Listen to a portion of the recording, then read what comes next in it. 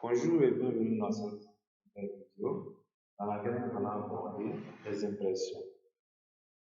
Les impressions, c'est juste les documents obligatoires qu'un gestionnaire de paye doit imprimer à la clôture du mois. Là, c'est encore un nouveau mot. À la fin du mois, après avoir calculé les différents salaires.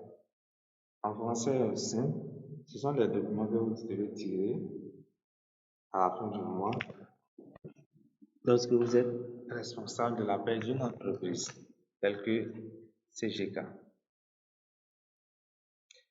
Ces documents sont au nombre de deux. Je dis bien au nombre de deux.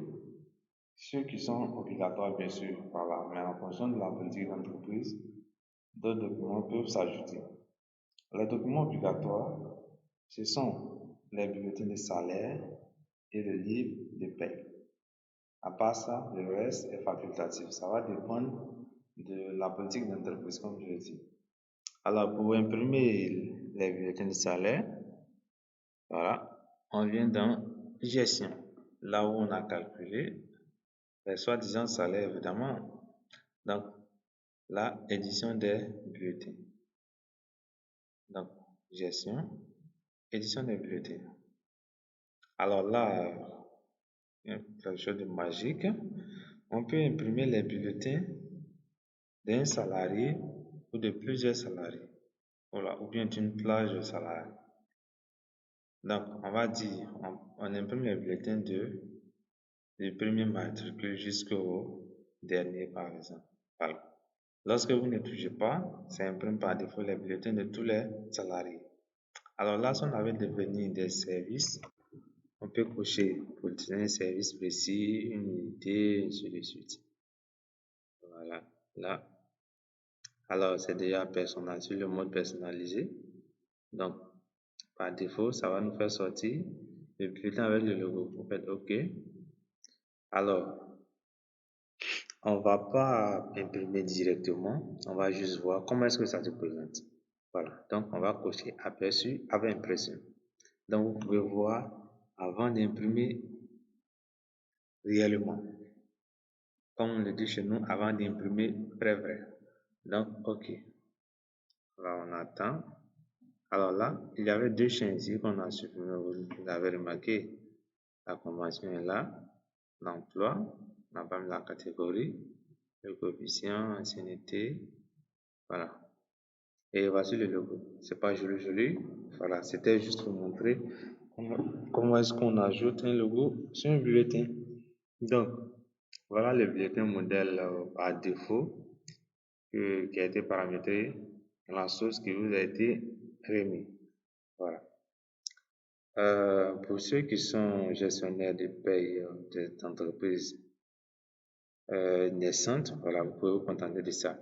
Mais si vous voulez un bulletin personnalisé, unique et vraiment agréable à voir, voilà, vous pouvez nous contacter et nous allons faire un travail impeccable pour vous. Donc, là, c'est le bulletin. Actuellement, nous sommes sur le bulletin de Marc Cassi. Vous cliquez suivant ici. Le bulletin de Marina, voilà. Suivant encore. Le bulletin de Diabaté. Et enfin, le bulletin de Manuel Dumont. Voilà. On peut aller voir le net à payer à la fin du bulletin. Là, 81 800. Alors, si jamais vous nous contactez, vous avez un bulletin personnalisé sans la mention stage et puis voilà. Un bulletin que lorsque le salarié va recevoir, il sera content. Donc, comment est-ce que ça se passe? Au niveau des bulletins, en entreprise, vous devez imprimer le bulletin de chaque salarié. Voilà. Et le remettre en main propre, c'est tout. Chaque salarié devra recevoir son bulletin en main propre.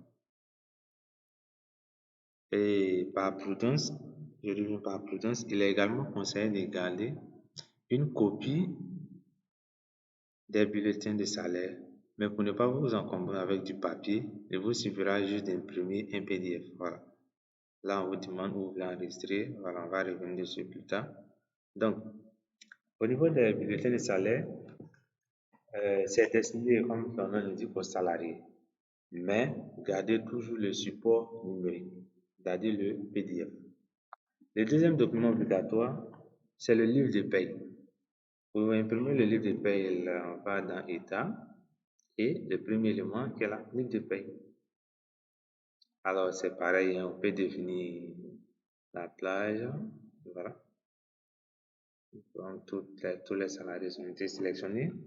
Ici, on vous demande, vous voulez tirer, alors la différence est là. Les bulletins de salaire sont de type mensuel, disons ça comme ça. On tire les bulletins de salaire pour chaque mois.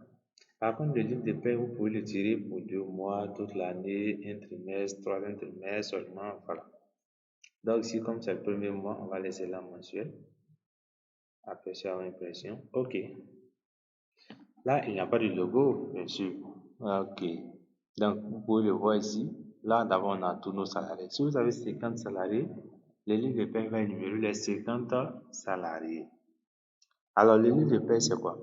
C'est l'équivalent des bulletins de salaire, mais qui est destiné à rester uniquement en entreprise, dans la main, disons, des dirigeants, voilà, comme de ceux qui en ont droit, les ayants droit, comme les juristes le disent. Donc, le livre de paie ne doit pas être remis aux salariés, ne doit pas être imprimé, sauf si besoin. Voilà, c'est juste à garder au format numérique, ne pas vous encombrer avec le papier.